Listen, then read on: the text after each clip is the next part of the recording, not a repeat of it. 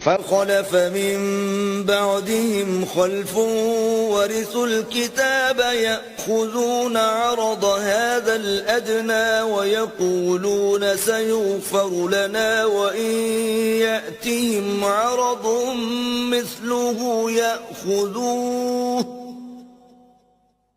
ألم يؤخذ عليهم ميثاق الكتاب ألا يقولوا على الله إلا الحق ودرسوا ما فيه والدار الآخرة خير للذين يتقون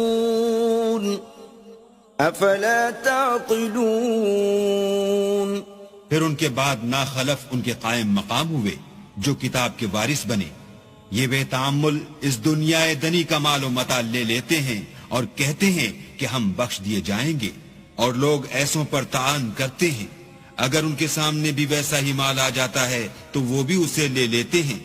क्या उनसे किताब की निस्बत अहद नहीं लिया गया कि अल्लाह पर सच के सिवा और कुछ नहीं कहेंगे, और जो कुछ इस किताब में है उसको उन्होंने पढ़ भी लिया है, और आखिरत का घर परहेजगारों के लिए बेहतर है। क्या तुम समझते नहीं